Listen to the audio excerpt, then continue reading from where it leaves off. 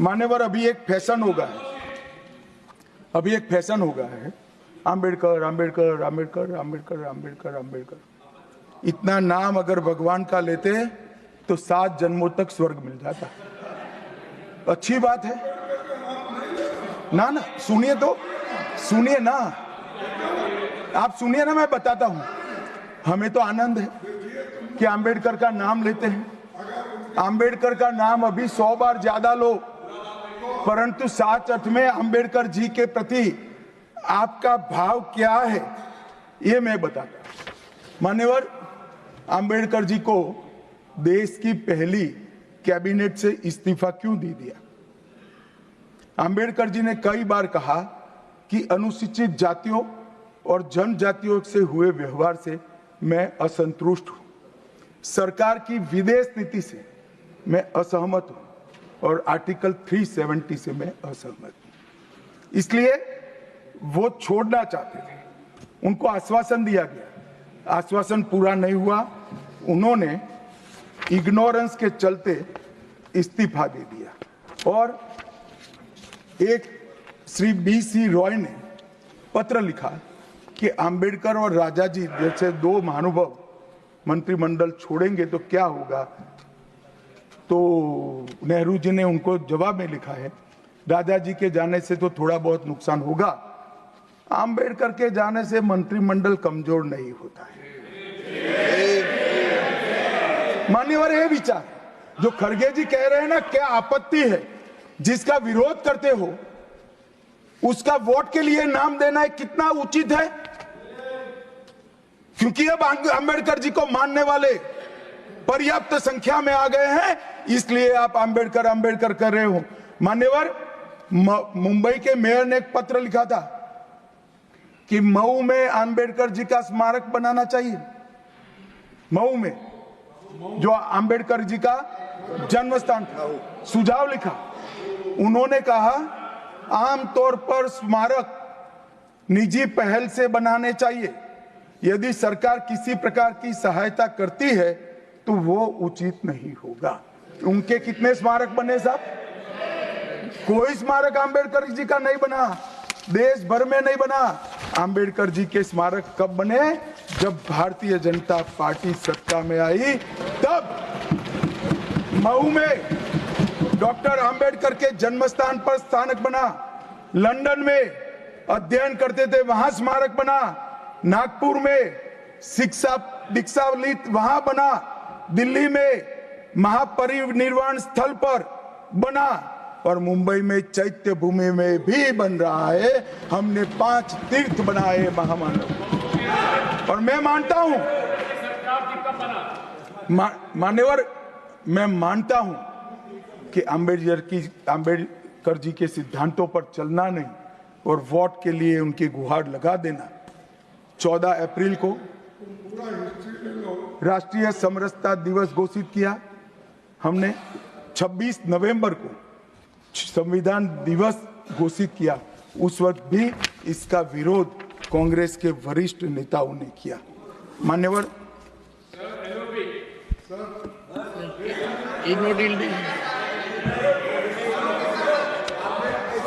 मान्यवर, 370 पर कई बार चर्चा हुई है। मैं ज्यादा कहना नहीं चाहता। सब जानते हैं कि एक टेम्पररी प्रोविजन को अनौरत संतान की तरह अपनी गोदी में 70 साल तक कांग्रेस ने खिलाने का काम किया और 370 हटाने के लिए लोहे का जिगर चाहिए। और जब देश के प्रधानमंत्री नरेंद्र मोदी जी 2019 में फिर से प्रधानमंत्री बने, एक ही झटके से इसी सदन में 370 और 35 को समाप्त। इसी सदन में कहते थे खून की नदियां बह जाएगी। खून की नदियां छोड़ो, कंकड़ चलाने की किसी की हिम्मत नहीं है। कंकड़। और मान्यवर, क्या हुआ? इसके बाद क्या हुआ?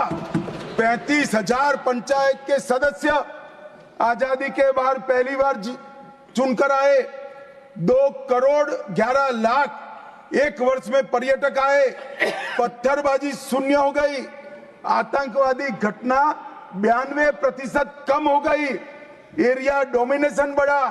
33 साल के बाद घाटी में थिएटर में रात्रि का शो चल रहा है। 34 साल के बाद ताजिया का जुलूस निकला। पहाड़ी, गुर्जर, बकरवाल और वाल्मीकि को आरक्षण मिला और घाटी के हर घर पर हर घर तिरंगा अभियान भी चला। श्रीनगर में फॉर्मूला 4 कार रेसिंग हुई। लाल चौक पर तिरंगा शान से फहरता है और दुनिया का सबसे ऊंचा रेलवे आर्च ब्रिज आज चिनाब नदी पर बन रहा है। सबसे बड़ी लंबी ट्रांसपोर्टेशन टनल फिर पंजाल में बनी और निर्यात रैंकिंग में अपना कश्मीर सभी यूटी में नंबर 1 पर निर्यात में आया। मान्यवर, 80,000 करोड़ पाकिस्तान से आए हुए विस्थापित, घाटी से भगाए गए विस्थापित और पश्चिमी पाकिस्तान से आए हुए विस्थापित को 80,000 करोड़ दिया और 1,19,000 करोड़ का निवेश आज आ गए। मान्यवर, 370 के रहते 70 साल में 12,000 करोड़ का निवेश आया था, अब 5 साल के अंदर 1,19,000 करोड़। G20 के डेलीगेट्स भी वहां गए। अमरनाथ यात्रा में 4.5 लाख यात्रियों ने अपनी श्रद्धा व्यक्त की और कुपवाड़ा के शारदा देवी मंदिर में 600 वर्ष के बाद पहली बार दीपावली मनाने का काम। मान्यवर, ये कहते हैं 370 हटाने से क्या हुआ। मैं बताता हूं, आपकी तुष्टीकरण की दुकान बंद हो गई है।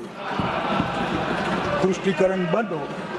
मान्यवर, आज संविधान के आर्टिकल 124 में न्यायपालिका की व्यवस्था के लिए हमारा जिक्र है।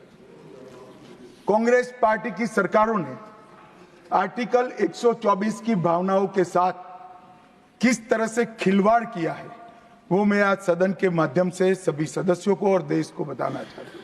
पहला मामला 1973 में जब संसद और सुप्रीम कोर्ट के बीच में न्यायिक पुनरावलोकन जुडिशियल रिव्यू के लेकर संघर्ष हुआ, तब उसको समाप्त कर देने का काम कांग्रेस पार्टी ने किया और इसके बाद में केशवानंद भारती ने फिर से इसको रिस्टोर किया। फैसले से नाराज होकर, फैसला तो चलो पक्ष में भी आता है, खिलाफ भी आता है, हमारे खिलाफ भी कई फैसले आते हैं, क्या कर सकते हैं। मानना चाहिए, हमारी संवैधानिक व्यवस्था है, आर्टिकल 124 कहता है। परंतु कांग्रेस ने क्या किया, 3 वरिष्ठ न्यायाधीश जस्टिस JM सेलत, KS हेगड़े और AN ग्रोवर, तीनों को प्रमोशन से महरूम कर सजा देकर चौथे न्यायाधीश को प्रमोशन देने का काम करा, जिसके कारण ये 3 सज्जनों ने अपना अपमान महसूस करते हुए संविधान की सुरक्षा के लिए इस्तीफा देकर घर पे जाना पसंद किया। ये किया है मैंने।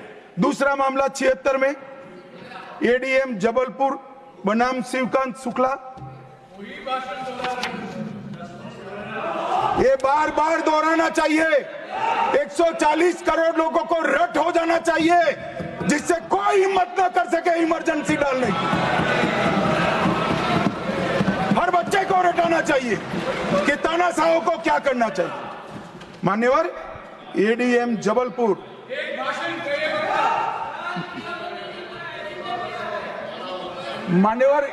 जबलपुर जस्टिस खन्ना बेचारे 3 विरुद्ध 1 लघुमती फैसला दिया। क्या हुआ, वो कभी भी चीफ जस्टिस नहीं बन पाए। मान्यवर, उनको रिटायर्ड हो जाना।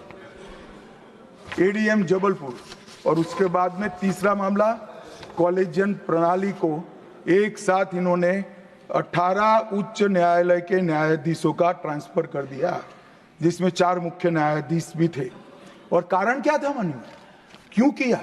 कोई कदाचार था, कोई भ्रष्टाचार था?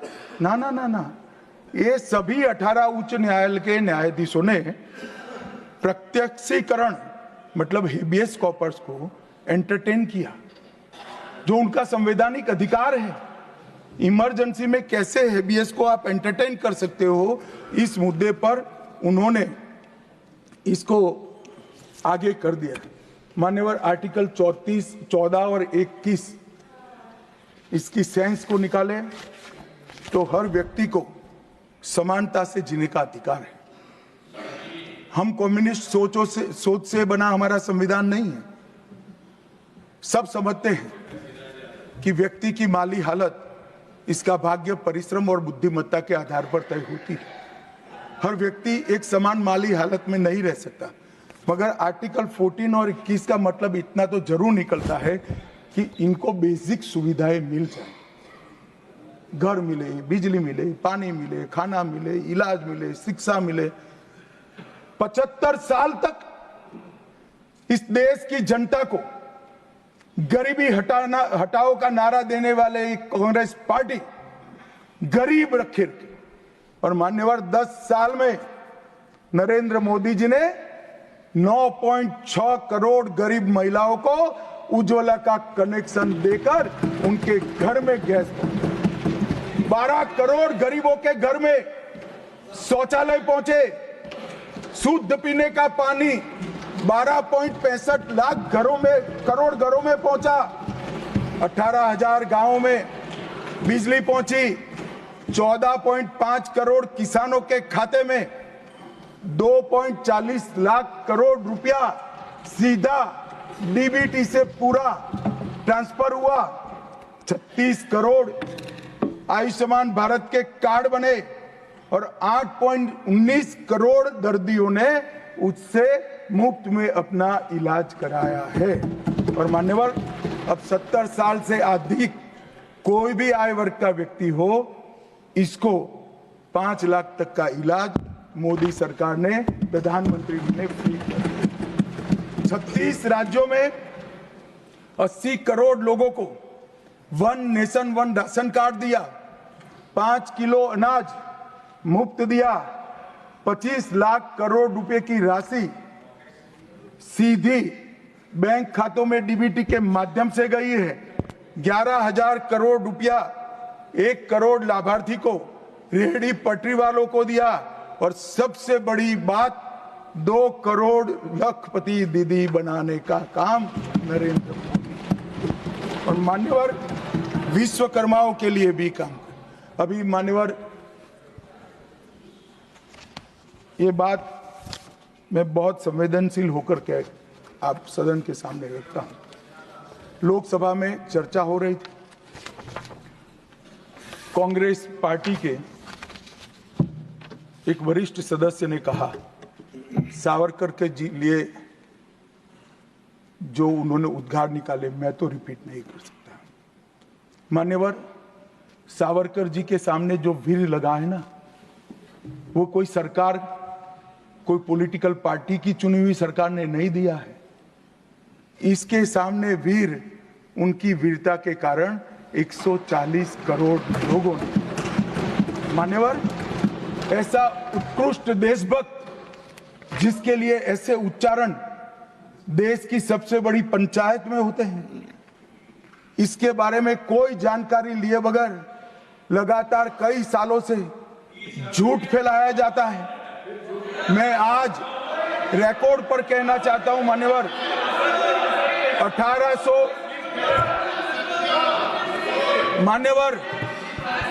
1857 से लेकर 1947 तक के स्वतंत्र संग्राम में किसी भी व्यक्ति को एक जीवन में 2 आजीवन कारावास हुए हैं तो वो वीर सावरकर। मध्य दरिये में देश को आजादी दिलाने के लिए टॉयलेट तोड़कर दरिया में छलांग लगाने का साहस किसे में था तो वीर सावरकर। एक ही जेल में 2 भाई काला पानी की सजा काट रहे थे, 10 साल तक भाई एक दूसरे को देखे नहीं। ऐसा वीर परिवार पूरे देश में दूसरा नहीं। मान्यवर, आज सावरकर जी की एक उक्ति मैं यहां पर कहना चाहता हूं। उनका एक मराठी में वाक्य है, तुझ साठी मरण ते जनन, तुझ बिन जनन ते मरण।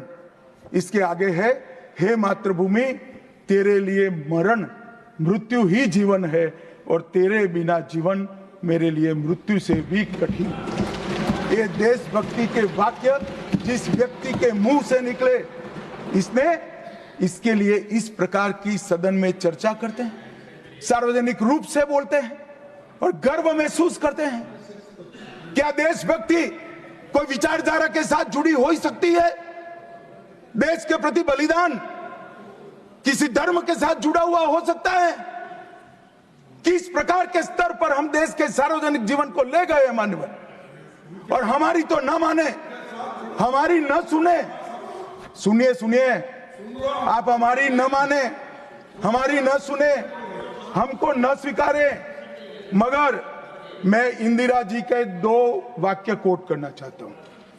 एक, उन्होंने 1966 में सावरकर जी के निधन पर कहा, सावरकर एक महान व्यक्ति थे, उनका नाम साहस और देशभक्ति का पर्याय है। एक महान क्रांतिकारी जिन्होंने अनगिनत लोगों को प्रेरणा देने का काम किया, इंदिरा गांधी तत्कालीन प्रधानमंत्री। दूसरा, श्री बाखले को पत्र लिखा था कि आपका पत्र मुझे मिला, वीर सावरकर द्वारा ब्रिटिश सरकार के प्रति साहसी प्रतिरोध का हमारे स्वतंत्रता संग्राम के इतिहास में अपना एक महत्वपूर्ण स्थान है। मैं भारत के इस असाधारण पुत्र की जन्म शताब्दी के लिए कोटि कोटि शुभकामनाएं देती हूं प्रधानमंत्री। भाई हमारा तो न सुनो, मगर आप इंदिरा जी का भी नहीं सुनते हो। और मान्यवर, आपके माध्यम से